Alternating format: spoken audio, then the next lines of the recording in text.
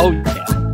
Welcome back to Movies Down Memory Lane. A soft glow over everybody. That's what and that's the movie language. That's film language. When we see memories in movies, is that there's this soft glow on everything.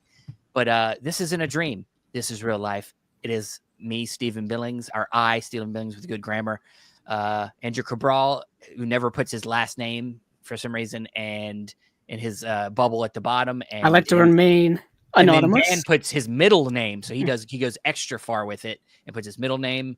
How you guys doing? My nickname. That's good. That's good. It's a little off balance, I guess.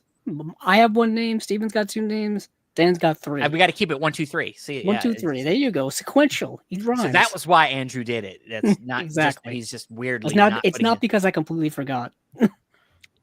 Yeah, that's not that.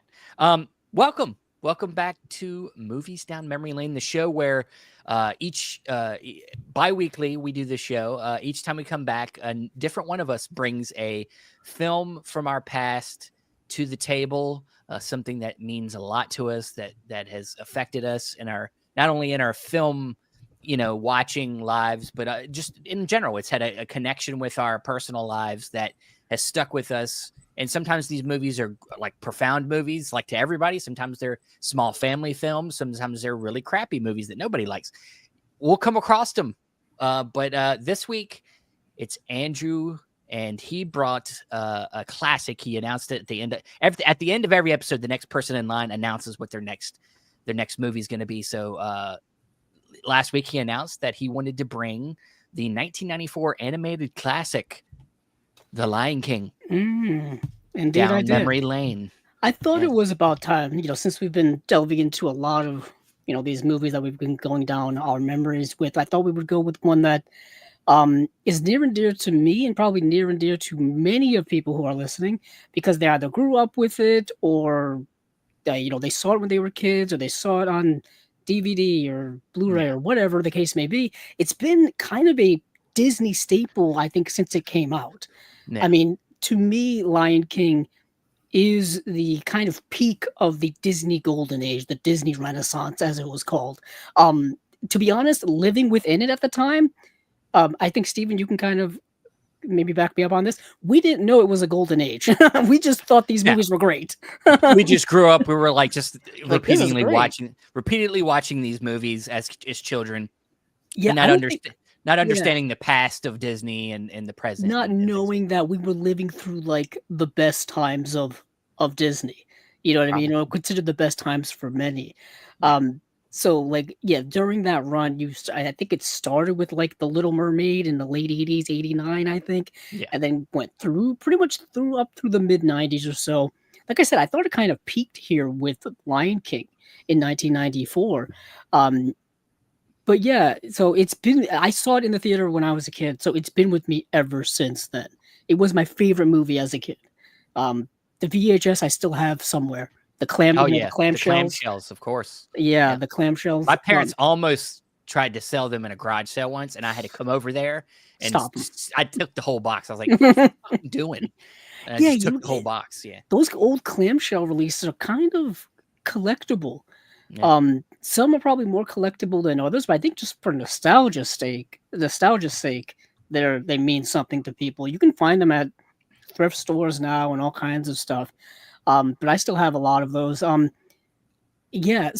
for me, I don't know if you want me to get into it now. Or you guys? Well, I was going to say before we let you spiel, because we're gonna, of course, during Movies Down Memory Lane, the other two people that did not pick the film like to kind of interview the person that, and kind of dig into them and ask them questions about why this movie is so important to them.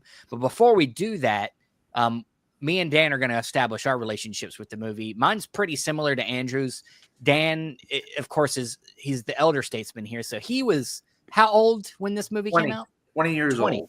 So he was in the prime of his life. Yes. Yeah. He was at an age where he could have been having a kid, and we were kids. So, Dan, tell us, how did you feel about Lion King when it came out? Well, I live in a town that had a sixplex, all right? And two of the theaters were The Lion King when The Lion King came out. And literally the line was around the block, down the street, and around the block, the opposite side for The Lion King for weeks. Yeah. Literal weeks. These are the old kind of theaters where it's like a slant and then you have the theater, and that was about it. You didn't have layers and all kinds of different kinds of seating, and it was that kind of theater, and people absolutely love this movie, and I was one of them. And I don't give my hand before we talk about these movies. I don't know what someone's going to say, what the next movie is going to be until someone says what it's going to be, and little does Andrew and Steven know, this is my favorite animated film of all time. Wow. And I absolutely love this movie. I've watched it dozens of times. The music, the animation, the story of Hamlet, that we all know that they adapted into The Lion King is such a, I don't have mine with me. Now I'm probably not as updated as Andrew. I'm older than you, Steven. Really? I was going to say. This is a Blu-ray. I have this edition. Oh wow, that's even I did have that edition. This is the signature. What is yours? The platinum? Mine's the diamond. Or diamond? Like Steven, what is that format up there that you love so much? Oh, Blu-ray. 3D Blu-ray. Oh, the shitty 3D Blu-ray. I got the 4K, but I don't have it with me right now. Yeah, I gotta upgrade mine. But Dan's not at his home, so yeah, I'm not at home. But yeah, The Lion King is an absolutely masterpiece as far as I'm concerned. I was pleasantly surprised when Andrew picked it because it's a movie that I love, and it's just there's so much about it that's just amazing. Yeah. Yeah. So this is going to be an easy one. There ain't going to be much of a like digging in too hard on the other person, because this is the threefer. This is like, now, is this my favorite of that golden age? No. Mine's probably Aladdin, but that's mostly because I find the characters more interesting in Aladdin, and probably Rob Williams is my favorite actor, so that helps a lot too.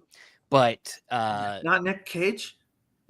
Well, I mean, I love Nick Cage, but that's for other reasons. But Lion King, I think, personifies all the greatness of what Aladdin is, just didn't connect with me as much. I can understand that. Yeah. But Lion King, as Dan said, based on Shakespeare, essentially, it's already a classic story. If we're setting some base here for people that might not have seen this movie. It would surprise me if somebody that hadn't seen this movie, or actually, younger kids probably have seen the newer reboot and haven't seen the animated. There's probably some out there. Yes, it wouldn't surprise me. It's interesting because the kind of Lion King franchise has definitely grown over the last couple of years in recent times. You'd think they would have capitalized on it like years earlier. I mean, they tried. They've been doing things with Lion King, Broadway for a long time. Broadway play is massive. Yeah, the Broadway play is massive. It's been running for decades now, you can assume. Yeah. And they made first of all, they made a lot of straight to video sequels of a lot of their classic movies. They did it with Little Mermaid. They did it with Lion King. They did it with Lilo and Stitch. They've done it with a lot of them. They did one, like I said, for Lion King. They did a Lion King 2, Simba's Pride. And then they did a Lion King, was it 1.5, where it was the Timon and Pumbaa side of the point story. Point of view, yeah. Yeah, point of view. I think more towards like their stuff. And there was a Timon and Pumbaa animated series, which no one ever talks about. Heck, there was an Aladdin one too. I was gonna say there's an Aladdin one too. I was just watching a video on this. Like it's one of the many things that Disney Plus is still not made available. Probably for really. Oh yeah, it's one of them things which how Disney's been super politically correct about trying to fix things that were of their time, and I get it, but if a movie is of its time, then just say, hey, look, put a disclaimer, this movie's of its time, or this show is of its time, and they won't release some of this stuff because they think that it's problematic and that they'll get problems for it. And I'm It's like, interesting because even with Aladdin, I understand the cultural aspect of it and whatnot. sure. But yet again, other companies have done exactly what you just said. They put a disclaimer at the beginning. Warner Brothers has done it for years with their old Looney Tunes, their own Looney Tunes shows. They put it on their DVDs, their Blu-rays. They put it on like the streaming when they have them streaming. Just do that, and people will just be aware of it. Just acknowledge it, If you and then can, you can move on from it. at least acknowledge it. That's all you need to do. You don't And then- need to erase history. And then people will judge whether they want to watch it or not. Exactly. You know what I'm saying? But back to Lion King. Like you guys have said, it is a kind of a Shakespeare. It's a Shakespeare adaptation of Hamlet, which obviously watching as a kid, you had no idea that that's Exactly. what the plot was. And, Not and a that's clue. and that's why it works, because kids don't understand, and even some adults don't make that a connection if you're not into Shakespeare. So you're just like, wow, this is just like this tragedy. It's like, Yeah, this is a this is great awesome, story you know? about like familial interfighting. this was Game and of Thrones before Game of Thrones. kind of, yes. Yeah, for those of you who don't know the plot of Lion King, I mean, it's rather straightforward, but there are so many elements that are thrown into the movie that upon a rewatch, you don't really quite pick up. And then the Mufasa movie kind of Messed with retextualized. that. It messes with it a little bit, yeah. Yeah, so But I did like Mufasa better than the remake of the Lion King, of the Well, it's live 'cause it what they was say kind the of it was live an action. original It was at least it had a As a different story story to tell that, instead that you of hadn't just, seen before. yeah. As opposed to the live action remake, which is essentially just this movie with Don't a say little that. Don't say that, Andrew. It stuff is a added in. animated remake. Oh, is that what we're calling it? Computer It's- animation. It's Well, not. It's not live action.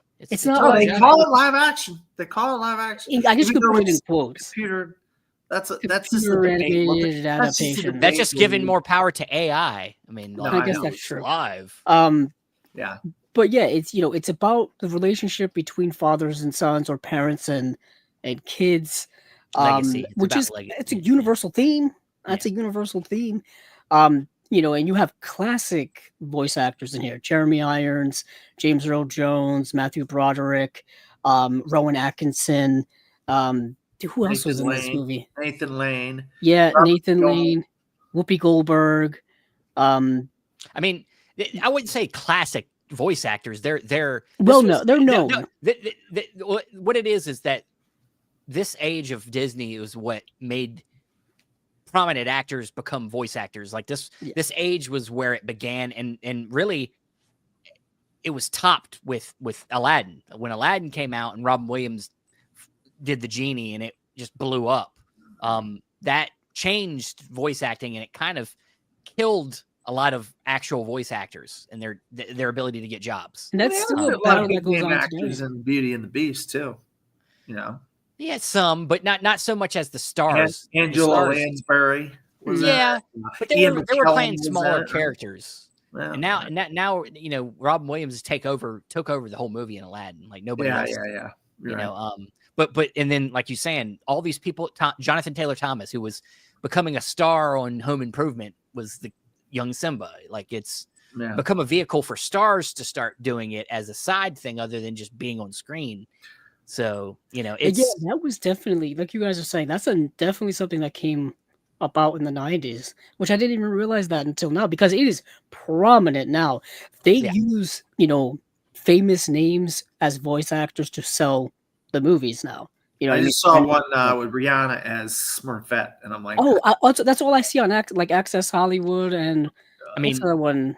Extra, whatever the heck it is. It's like every single segment this past week was them interviewing Rihanna for the Smurfs movie, and it's like, I think she may be the biggest star in that movie. only the only animated movies that or international animated movies that seem to, make their movies and, not have to sell them by having certain actors in it. Now, of course, something like Hayao Miyazaki, they'll come over and do the translations, and then they'll get big actors to do the English voices for them. Yeah. To help sell them. That was But- the Disney thing. The Yeah. Boy and the Or- Heron. Wow, what a cast for The Boy and the Heron that came out Yeah, last so year. That year was before. definitely like a Miramax Disney thing. Yeah. So when Disney bought the rights for a lot of these Studio Ghibli films, they brought them over, and then they got like big time actors to do those voices, Yeah. just so they could sell it to an American audience. basically, because American audiences don't want to read subtitles. They want I mean, I can understand that, things. but you don't have to get big actors to do it. I mean, it's just I Guess watched that's I that watched was a their mindset. Chinese movie earlier today and I had the option of watching the English dub version. I watched the English dub version. I wasn't in the mood to read today. I can get that. I've done that myself. It's not. I know a lot. And there's a big rivalry of like subtitled versus dubs in the anime world and stuff like that. And I'm like, watch it any way you prefer. I Sure. mean, there's no, I don't really get in the middle of that. You know what I'm saying? Because it's like, as long as you're watching the movie, that's kind of the most important thing. Hey, But there Josephine. is a different experience when it comes to subtitles versus the English dub. Like they can change dialogue around and change inflection of tone and voices, which can change scenes and change Exactly. meanings and all this kind of stuff. You don't really quite realize that until you watch the original version. You're like, yeah, this scene is not supposed to be like this. Right. So it does happen. But with Disney, like you guys have said, getting kind of bigger actor names, and I mean, James Earl Jones is synonymous with the voice of Mufasa to the point where didn't they bring him back to do the voice of Mufasa? The dude's not really acting in person anymore, but they're like, Well, he get passed back away. here.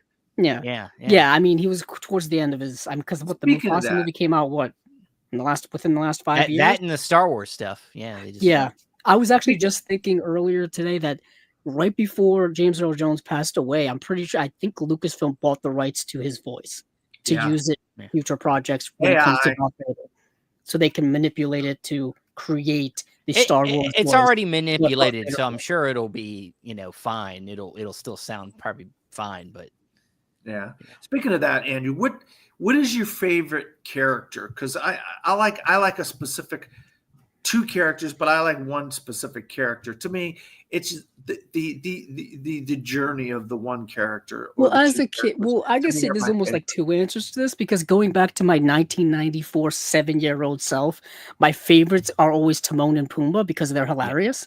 Me But too. as an Okay. adult outside of Simba, you know what I mean? Because it's his story, you know what I mean? It's Simba going on this character story, this hero's journey, all this kind of stuff.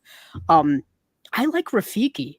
I've always kind of liked Rafiki, even when I was younger. He's the Yoda character in this, Yeah. essentially. Robert Guillaume. Yeah, Robert Guillaume has got he's like this wild and crazy. He can like see like readings in the tea leaves and stuff like that. He can see like visions and whatnot. Like I said, he's the Yoda, almost Jedi-esque character in The Lion King.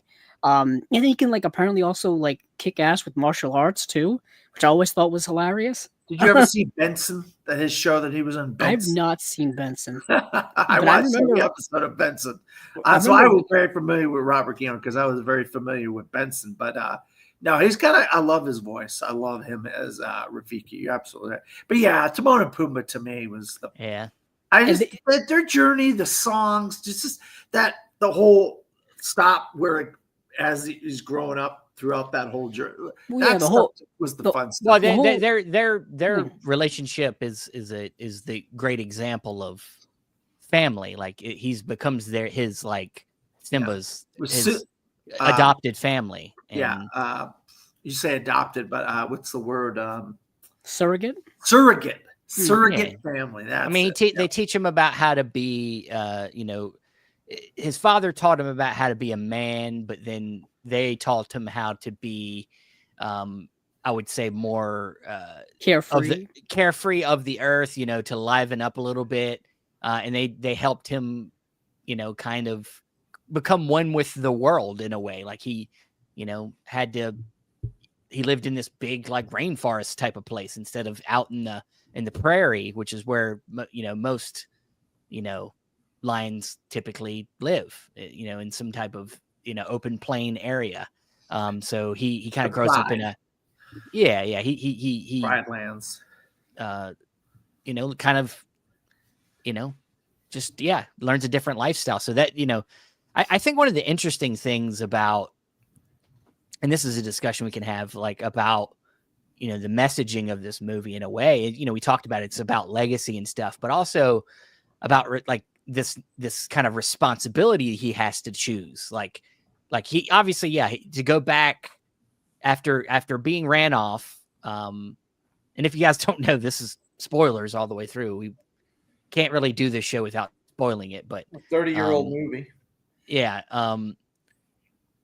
he has to make a choice to go back to help his family, but also with that choice is becoming kind of the leader and feeling a responsibility to do that. And I think that's kind of interesting because I think that can be a mixed message. Like, it's almost that kind of like traditionalism of like, you got to do what your parents brought you up to do. Like, it's almost like, just like the fact that him and Nala being together was predetermined.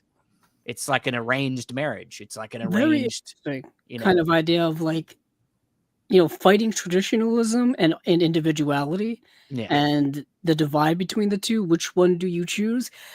What is interesting is how Lion King goes about it. There's a lot more context to it. Sure. In terms of him, he was kind of, because he goes through like an existential crisis. I mean, it's the movie's only 88 minutes long, so everything happens in a brief pocket of time. But he's kind of, once he's reunited with Nala, now that he's an adult, he's fighting within himself to think about, should he go back and rescue. I was gonna say that's what saves it, because like when that idea gets brought up at the beginning, you're like, well, this is telling people that there's traditionalism is the way to go. You have to do it this way because this is how it is. You have to do that. That's what Iago tells him. Is like, well, you guys are going to be together. There's no getting around that. But and then when he's like, oh, when you're king, you can do this. When you're king, you can make this decision, that decision. And as a brash young cub, he's like already thinking about that. You know what I mean? Like he's already like kind of wanting to boss people around, wanting to make decisions. Even when it comes to like his uncle, he's like, he even asks his uncle, it's great. It's like, when I become king, what's that going to make you? And it's a monkey's uncle. A monkey's uncle. Quotable movie, by the way. This movie has so many quotes in it. I have a lovely bunch of coconuts. Yeah. I sing that. Great. It's so great because like, it's interesting just because like he's going through this existential crisis as an adult versus when he's a kid, when he's super gung-ho about it. Like he wants to be king. He has a whole song like, I can't wait to be king. It's on the nose. Can't wait to be king. I know all the songs, by the way. So who doesn't remember all that's the what music? I wanted to bring up. What do you guys we'll get back to the music. Let's not stray all over the place. Okay. I want to finish our discussion on this, but okay. So I think that it's important. I think the movie saves itself in a way with the messaging when he's kicked out, he's left for dead. He's, Scar has his whole plan, of course. And, he's supposed to be dead, but of course the stupid hyenas can't do their job. And he runs off and he's supposed to die, but he doesn't. And so him having that choice and choosing to go back. And that's the difference. Is the difference here where he could have been like, look, I'm having a nice life over here. Why don't you just stay with me, Nala, and we can live our life here? But he chooses family. Of course, that's important. He also chooses to take on the responsibility of what it means to have to save everybody. Like it wasn't just thrust upon him. And there's also, I think that helps. I mean, the big thing here that we haven't mentioned is the connection to his father, connection to Mufasa, and that familial bond between fathers and sons, parent and child, is so strong that it kind of permeates the real world and the afterlife. There's that vision of Mufasa in the clouds talking to his son and, remember who you are and all that kind of stuff. Because in a way, Simba's got to remember that he's more than he thinks he is. He's got to remember that he's got to remember his connection to his father, that he's not just another animal. You know what I mean? Like there's purpose. There's the circle of life. I mean, and the movie's dealing with life and death in a very real way, and introducing that concept to children in this form is kind of brilliant. Yeah, Disney does that a lot. They deal with death in most of their movies, and it's always parents. It's always parents. Which is, and it's because really the kids are the ones that are being related to, so the kids got to survive. But yeah, that whole scene where he's like, look, you see the antelope. You see when we die, we become the grass, and the antelope eat the grass, and it becomes a whole cycle. And so yeah, I mean, I think that the movie deals with it in a really great way of understanding that there is this fine line between what you have to do and what you're meant to do, and finding that balance in there, and finding, he goes on a walkabout, essentially, that, when he gets deserted, goes on a walkabout and learns a lot of things, but then finds his way back to where he began, because that's what he was meant to do. And it's what he should do, especially because his family. And so yeah, the movie's got a lot to say. And before we get into music, of course, we can't not talk about how beautiful the animation is. I mean, this was the greatest of times for hand-drawn animation. I was going to say, it brought me back to that time where the hand-drawn animation, and you can tell the hand-drawn animation. I think it pops extra if you've got a higher quality version of the movie. You can see the lines, you know what I mean? The hand-drawn lines. And you can also see kind of a little bit of the defects of the old hand-drawn stuff, where everything isn't like pitch perfect 3D, type of animation that we see today. Color palette. I love the color palette, with the animation. It just being in Africa, and those colors, the oranges and the browns and the yellows, and that color palette just lended itself to that animation, which was, all the Disney animation was slightly different back then. There are so many movies. It was a new movie every year, but it was all grounded in that just amazing hand-drawn animation, and they perfected it in that like 12 or 15 year span there. Yeah, we should mention, just like historical wise, that this came out a year before Toy Story, so Pixar hadn't hit the scene yet, and Pixar wasn't part of Disney, I don't think, until the early 2000s. Disney didn't buy them. Yeah, Disney didn't buy them yet. They were basically just kind of like free agents. Startup, yeah. And so it was right before the Toy Story would come and change the game in terms of animation. So that's why I kind of thought that this was like the peak of that Disney golden age era. Because not that things after this were bad. Hunchback, Hercules. Yeah, there were still movies that were very popular. I mean, even them pushing, even ones that didn't make, weren't popular box office wise. Stuff like Treasure Planet is just an awesome visual movie. Like it's. What was that? 2003, I think. Something like that. Hunchback, Mulan, and Pocahontas would be after this. They were all. Pocahontas is a beautiful movie, though. Like they went full tilt animation in terms of nature and beauty and the music and everything. The story is kind of a complete fabrication, but whatever. Sure, it's not a documentary. It's not a documentary. But yeah, that visually, the stunning movie, and I think that when you talk about that, like you can see the lines sometimes. That's all, to me, I look at that as like that's like the motion blur in a live action movie. Like that's what the parts of the visual medium that is there, but you don't really think about it. I'm not looking at the lines at the animation in the movie. It's just part of it, and it looks great. Just like when people move on screen, it's the blur is there, and you never think about it until you fucking see motion smoothing. On one of these big these new TVs now, and you're like, why does it look like a soap opera? Well, yeah, it's because it's normal to see blur when people move. But as you were saying earlier, Dan, the music, okay. Yes. Hans Zimmer, I mean, does the score for this, and Elton John provides a lot of the songs. This did win 2 Oscars. Was it Menken and John? No, Alan Menken did. Alan Menken didn't work on this one. What was it? It was Elton John, and who was the other guy? I think it's like Tim Rice or something. Tim Rice, that's it. Tim Rice and Elton John. Wow, the song. They worked on "Can You Feel the Love Tonight," which won an Oscar. Of course, "Circle of Life" also got nominated, which I probably would have. That should have won. That should have won the Oscar. "The Circle of Life" is the song. But Hans Zimmer won the score too. So this is the only Oscar he's ever won. No, he won for Dune.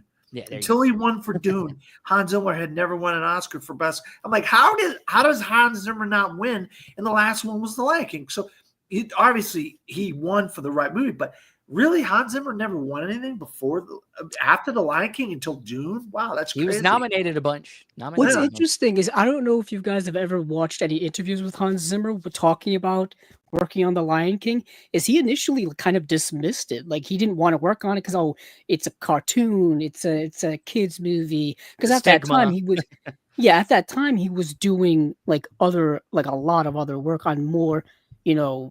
But it kind of put him on the map movies. in a way. It kind of put him on the map in a way. He wasn't as big as we now know Hans Zimmer now. When he did this, that was what kind of put him into the stratosphere after that. Yeah, I mean, he was doing stuff, but not as big. It was like John Williams was doing stuff for Steven Spielberg, but it wasn't until like Jaws and Close Encounters and boom. That was the beginning of his career. So it's pretty early, right? So go back. Hold on, I'm trying to scroll all the way. They have to get on the map first. And once he won that Oscar for The Lion King, Hans Zimmer, he started doing like The Patriot and all these other. Before then he was doing like True Romance, A League of Their Own, Radio Flyer, underrated movie, Backdraft, Thelma and Louise, Days of Thunder. So he was doing like different, obviously different types of movies, but nothing like animation wise, nothing close to that. I think as you said, he didn't appreciate it at the time, but just a few years earlier, Beauty and the Beast was nominated for Best Picture. So like animated films in America were starting to get a lot more like respect, I think. Well, what happened is because I think, people probably know this a lot better than I do, because of this kind of Disney Renaissance and the quality of these movies and Beauty and the Beast, this is what created the Best Animated Feature Oscar, which didn't exist before. Was it 2001 or 2002, right? Yeah, I think that's when it kind of started. So like all of these high quality movies created this category. Isn't it amazing that it took them that long? Isn't it amazing it took them that long? Yeah, to figure. And animated movies have been around for decades. Well, a lot of times the Oscars, people don't know this, but the Oscars, how the categories get created is by guilds. There had to have been already an existing animation guild for them to then get together and say, hey, we want us to be considered for an Oscar. And that's how it happened. That's why we've waited so long for stunt coordinator and casting director / because of guilds getting the group of people together. Then they submit the fact that they're a guild and there's more of them than they're considered, but and Dan, you were right. 2001, which was the 74th Academy Awards, was the first year. Yeah, and they had guilds and animation guilds and artists and this and that and the other. And so they were like, hey, what about us? So they got together. And it just makes sense. There's too many films, and you might as well open it up to that median as its own category. It's you had foreign language, you have documentary, why not animation? Exactly. And that was back in the old style when we only had five nominees. Yeah. Three. Like that. They started out at 3 nominees for animation, I believe. They did. The first 3 nominees were Shrek, Jimmy Neutron, Boy Genius, and Monsters, Inc. No, Monsters, Shrek, Monsters, Inc. won that, didn't it? Shrek actually. Shrek actually, wow. Oh, yeah. It was the most popular movie that year. Yes, exactly. Yes, it was. The Oscars don't always give it to the best. They give it a lot of times. They will give the Oscar to the most popular. Well, it was the first time they did it, so it makes sense. That movie was a big deal at the time. Oh yeah. But so the music is amazing. It starts right off at the beginning. The opening of this is just watching this in the theater as a 7-year-old back in 1994 blew your little mind into smithereens, because it starts off with just this screaming, yelling music. And the sunset opens up, and then it slowly builds, and Elton John is just laying it all out there for you. Probably the first time I knew who Elton John was as a 7-year-old. He's not singing. What are you talking about? He's not singing, but I think he's doing the lyrics. When I was a kid. Yeah. So. Yeah. He's a writer, but there's a female voice. But still, just in general, he gets all the credit and love for the music. He gets credit for all this shit. And the music just builds and builds and swells, and you don't know what you're watching. It's all visual, no dialogue, just animals all assembling in this area, and they lift up Simba, and everybody and all the animals go crazy. Huge Yeah. explosion of euphoric energy, and that's how the movie starts. So, like right away, it's just like Are you awe-inspiring. guys a fan of Modern Family by chance? I watched it at one point. But I did. I I watched very all the first way up to about episode. 9th The season. very first episode, that's how it ends. with Yeah, when they two- adopt Lily and yeah, they lift it's her up. how- Yeah. you know the mom. That was Oh, like yeah. you know. Hey, funny they- enough, that's so my edition has the film stock Oh, thing, cool. and it's Oh, got cool. that shot Oh, cool. in it. That's Awesome. an iconic shot. That's a good Yeah. film. That's a good film cell to get. Yeah, yeah. Yeah, I would say so. Hmm.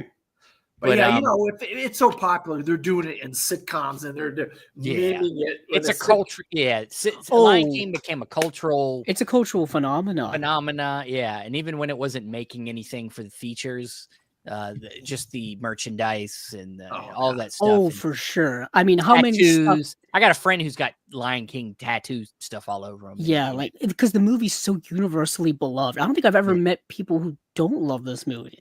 Granted, if you go on to Letterboxd, there are some 1-star reviews of Lion King, and I'm like, you It's people, just- these it's people have just no souls. negativity. Andrew, it's just a negativity in the world that people just somebody's have got to it. not like something. Well, Yeah, granted, if you did not see this when you were a child and you're watching for as an adult for the first time and you're not really into animated movies and animation is not your thing, I can maybe understand that context. But even just from a thematic standpoint, there's a lot of strength to it. Yeah. It's really It's like a so phenomenon. universally beloved. I'm not sure, but it's been in a lot of like best of all time type lists. Oh, and for stuff sure. like that, not just animation, best of like the century list, things like that. The Lion I King would say this is broke it one of the through, if and you're that's making like how important 100 best movie list of the last 35 years because you want to go all the way back to 1990, then yeah, that's on it. It's definitely on it. Yeah. And what's interesting about the movie culturally is I think it crosses generations. Mhm. Steven and I now are closer to our 40s, and we grew up with it. Steven, I'm assuming your child's going to grow up with it too. I mean, other younger generation, like the Gen Zs that are younger than us, they grew up with it. I even know like my parents' generation who had to watch it when we were kids, they are also fans of it too. Yeah. So it's crossed so many generations over all this time. Well, when I said it had the lines coming out the theater going around the block, the parents had to take the kids to the movie. So the parents were going to see this movie, and the parents were going back over and over and over again because they loved the movie themselves as an adult. That's the thing, and that's the only like I think I was working in a theater the last time movie theaters were still like the heyday, like where people waited in line because it was before online purchasing and just the denigration, all the other things that they've done to denigrate the experience. But like if they want to get people back in theaters like that again, you got to make it all cheaper first of all, because nobody's paying them prices for waiting in lines for movies like that anymore. No, you're right. And that stuff does a lot for word of mouth too. If people are standing outside waiting and they're doing all that extra work and but they've already fucked it all up. When you're putting 30 plus minutes of previews before the previews, they've already messed and they it want up. to add more. They want to add more ads and things. It's crazy. I remember going as a kid and there were no ads before the movie started. There were trailers. When you first got there, they had like that pre-show stuff with like trivia and all that kind of nonsense and whatnot. They had like didn't really ads for have the a lot movie of theater. that. No. Yeah, but in terms of like product placement ads, they really didn't start those until the later 90s with like Mountain Dew commercials, or if Coke or Pepsi was a sponsor at the theater and they sold that stuff, they'd have the commercial for that. But they wouldn't have like car commercials in there and things like that. All it is the need to have more money, and unfortunately, that's the only way they can get more revenue other than the concessions. Is by doing all the spots before the movie. Yep. Yeah, so it shows the struggle right now, and they got to figure out a way to not hurt the experience while staying afloat Yeah, and and figuring out, we're not the only ones who say this. A lot of other movie enthusiasts kind of say that as well. exactly. And Steven, being on the inside, has also said it many times too. The movie theaters make all of their money through concessions Yeah. and things like that. The ticket sale stuff is all, like if you ever follow the box office every week, all of that money pretty much goes to the studios. Like It's it doesn't really go to the movie third. theaters. very get a third. small amount goes to the. They So get a yeah. third of it. They Yeah. get a third of it. they're not That's it. seeing all of that revenue or non-revenue, Yeah, whatever it's whatever pretty comes their small, way. pretty small percentage. But before we, I think we need to ask Andrew at least. We've asked him a little bit, but like what at the core of this movie makes it so personal to you, and why it's not just something of your past that you love, but like, is there any kind of personal connection to it? Yeah, so kind of throwing out the nostalgia a little bit, going back, because, that's kind of an easy thing to lay a crutch on. But at the core of the movie is, like I said earlier, this powerful connection between Mufasa and Simba. Mhm. And I've always had a very close relationship with my parents, with my father specifically, so rewatching that now at a later age is even more powerful. You know what I mean? Because I'll say this to young people all the time. You kind of appreciate those relationships a lot more the older you get. You know what I mean? I think all of us when we were younger, teenage years, young adult years, angsty years, you really didn't want to be around your parents. You really didn't want to have them in your hair about things. You didn't really want them to be around you. But I will tell you this as an older person now, you really start to appreciate that a lot more, specifically as you get older and as a lot of people start passing away around you, family members, friends, all this kinds of stuff. You begin to appreciate the fact that they're here a lot more. And that's the one thing that, especially early on in this movie, that I think, because when watching this movie again, you know what's going to happen to Simba. You know he's going to lose his father. So those scenes between Simba and his father are very much more powerful. When they're just like playing around, lying around together, and he's talking with him, and he's saying, are we always going to be, best friends or whatever? And basically, Mufasa's got to explain to him the whole, circle of life type of thing, but also explain to him how he'll always be here even when he's not here. That's incredibly powerful, real life stuff, and you begin to learn that a lot more as you get older. Yeah, I mean, it's personified. Talk about Rafifi. He tells him, he sends and brings him over to the water, and he says, "Look in the water," and he's like, "I don't see anything." He's like, "You see you. Yeah, your dad lives within you." Right. He lives within your heart. The things he taught you, the things he said, the things that stuck with you. Like he's not gone. He's still there. And that's what kind of brings him over the top when it comes to deciding to come back. That's a very real life thing. Yeah. Not only because, I'm going to drift off a little here. So Steve, you're going to have to wrangle me in. I'll get you. Yeah. So, you begin to learn that there's a lot more, and it's obviously all dependent on your relationship with your parents. Some people have great relationships with their parents, some people don't. Some people have good parents, some people don't. But if you do happen to have all kind of a positive, good relationship with your parents, you begin to notice that a lot of their things are reflected in you, even things you didn't even realize. Whether it is physical traits, like Rafiki mentioned, but personal traits as well. For example, my parents are incredibly empathetic people, so I have a lot of empathy in my personal feelings and whatnot. My parents are very kind of selfless people, so therefore I'm also very selfless. So you begin to notice certain traits within yourself, and this movie is kind of, hinting at all those things that, Simba is very much a reflection of his father, very much a reflection of his past, ancestors, if you will. They has that whole thing about the, the ancestors watching over you for the stars in the sky. You know what I mean?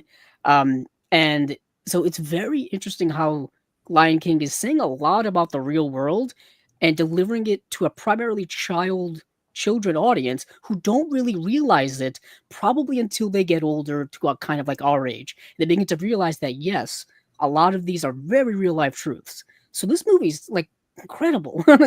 Just on a philosophical level, the movie's very incredible. And the movies these days for kids don't really have that. They don't try to lend themselves to teaching lessons to kids unless it's like don't be mean, or Yeah, it's don't, like surface level very, stuff. very, very, very on their level things that they, what it's like we forgot that we don't have to play down to kids. We can play up and hope, and kids are smart. Kids will find meaning in it and then find more meaning in it later.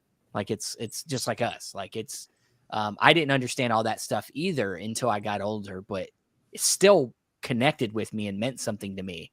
I knew that it was, I knew that not only through what was being said, but what was being visualized in the movie, that there was something meaningful happening here, and it always connected with me, and it always, even as a kid, made me emotional. Especially the scene when he, he's Simba stuck in that valley, and he's about to get, trampled by a bunch of buffalo. Like that whole scene's like used to scare me, and just your heart starts to ache for his dad to get to him, and stuff like that. So it's like, so yeah, I mean, it's profound for you because of the familial, the kind of, how the your connection to your family and how much that matters. And yeah, I get it. I Yeah, think and Disney similar for me. Yeah. Disney plays on a lot of those things a lot. Like we've mentioned earlier, they love to play with the family loss. They love to introduce death when it comes to the family, which honestly is probably a child's greatest fear, is the Sure. death of their parents. I mean, even as an adult, it's kind of a big time fear. Like I said, all obviously dependent on your relationship with your family, but so Disney played with that constantly, and it's not a light subject for children. It's not light at all. And honestly, Yeah, they but they love mostly don't understand it. It's Disney, still not. Disney loves to pull the heartstrings, And, Yeah. yeah. As a 20-year-old, I was crying multiple times during seeing this movie. And Disgusting. as the years go by, every time I see it, I cry because it's just those scenes are just so emotional, And you put yourself in the shoes of young Simba and what he's dealing with, and it just the waterworks just come right out of you once you put yourself in those shoes, Oh yeah, And the scene when Mufasa dies is still traumatic for so many people. Mhm. Um, Well, it's because he's so powerful. He was such a powerful presence, especially with yeah. James Earl Jones's voice. And he's a good person too. He was a Sure, good yeah. lion. He was a good lion. He's a good person. Yeah. His community cared about him.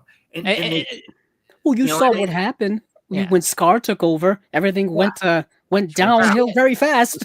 yeah, he's a good. Well, it's because he let the hyenas eat everything. That's part of also, it. That's why there's a circle of life. There's a balance that has to be struck. Yeah. He also fundamentally didn't know what it took to be king of a kingdom.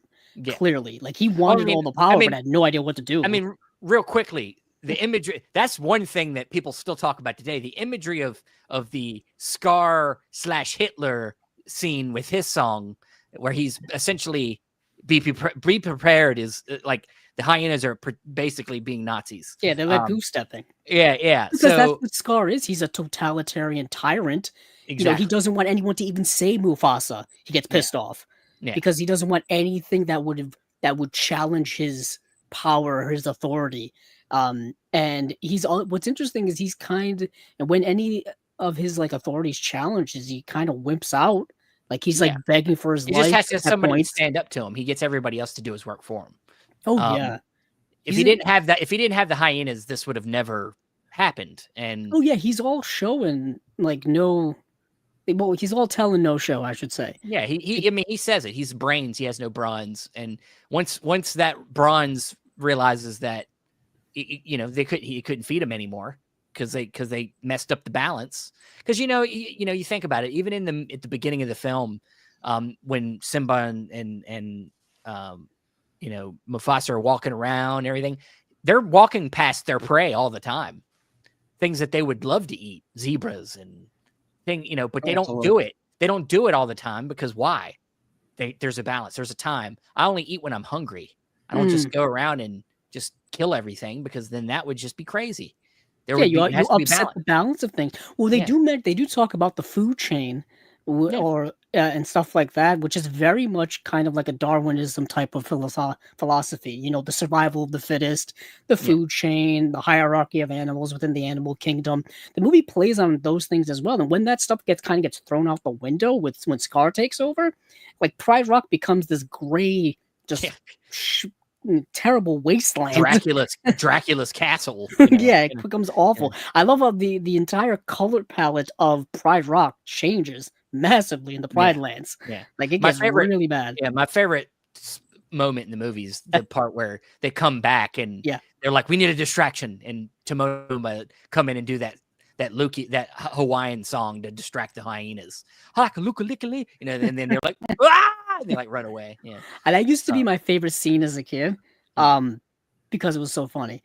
I also like Nathan Lane has some great lines Oh, like throughout the movie, and even in that scene where like he sees like the Pride Lands for the first time, he's like, "You're trying to save this?" And it's like, "Yeah, okay." talk about a fixer I guess- upper. Yeah, he's like, "We'll talk about a fixer upper." It's like, Yeah. but Timon and Pumbaa were like, "Oh, all right, he's our friend, so we're gonna roll with him." Or They're with you ride or to the die. end. You know? Oh my god. Yeah, there's You guys tons of great crack me up. stuff in there. Yeah, you know, it was a lot of riffing and stuff. So, Oh yeah. but yeah. So I think I don't know that I need to bring this up, but Yeah, I you have the will let- philometer. yeah, I was gonna say I'll bring it up anyway. So if it'll get here, I thought I just clicked it on. It's taking its time. Let's try it again. All right, maybe not. All right, so here we go. Oh, here we go. It was taking its time. So philometer here, we got obsessed, good stuff. I respect it, and not for me. I think we're all on obsessed. I think Mhm. varying degrees of obsessed, but in that realm. Because it's definitely me. Like I said, I know the songs. I used to sing them all the time. I love lines, everything. If you remember a movie from 30 years ago that well, that means you're obsessed with it. Yeah. So I think Yeah, we're all obsessed. Yeah, Yeah, I'm we're all obsessed. obsessed. Yeah, this is my favorite animated movie of all time. Exactly. So It's obviously, it's my favorite Disney movie, but it was my favorite movie as a kid. So it's and obviously I chose it, so definitely I'm already obsessed. Yeah, Well, that's More than that's the rules you have to. But yeah, that's good, man. I this was one we could all nerd out about and have fun about for all its many aspects for being great. But that is it for this rundown of the 1994 animated classic, The Lion King. Of course, if you haven't seen it and you just watched this, it just messed with you. well, It is what it is. You can still watch it. It's still great. I still watch it. 31-year-old movie. Yeah. Well, Dan, it's somebody's always watched something for the first time, Dan. Yeah, I know. People say that, It is. You can't hold it against them. and that's part of why Disney's rebooting all these movies, because they figure they're going to give it to a new generation. Yeah, it's. I don't think that point of view makes sense when the thing itself is already nice. Yeah. not only that, it's like we were kind of saying, it's so cross generational that it doesn't get like it's not like they're not going to be making money from new people. How about you go know? to some movies that were unsuccessful and like redo them and make Yeah, them it's good? like the Lion King well hasn't run dry. You know what I Yeah. mean? So I don't know. We could get in. That's a whole other video, but Yeah. that is our rundown of The Lion King. Nice trip down memory lane, guys. So now we get to Dan, who is next in the line. And so in a couple weeks we'll be back, and it'll be Dan's pick, and he's going to go ahead and tell us what his pick is for the next installment. Tell us what we got. Well, originally I had something in mind. I had this in mind for a couple of weeks, but this week something really kind of popped into my brain that I really wanted to talk about, something because I've had my up and downs with religion in my lifetime. So a movie that really, when I watched it, really hit me over the head like a ton of bricks is a movie called Spotlight from 2016. And Nice. Andrew's semi-religious as well, or has some religious background in his life, and I think he's going to have something to say about this movie. And it's just thinking about religion and thinking about being a Catholic really wanted me to talk about this. Okay. Yeah. So yeah, and me, I got some religion in my background, but not Catholic, Baptist, and so it'll be interesting. It'll be an interesting discussion because, in a way, I'm not really connected to this movie in that way, and so this will be more about how I feel about the film, uh, than about a personal connection. Because personally, I mean, I've seen the movie, and I didn't have that profound effect on it. So really, my spot on the filometer is going to be more about um, how I feel about the movie. And I'm also a journalist, and journalism is very important. That is a Right. big part of the There movie. you go. Yeah. Investigative journalism, which is still like journalism's still around, but it's massively different than it was, Yeah. 25 years ago or so Yeah. when the movie takes place. What, pre 9/11, I believe it takes place.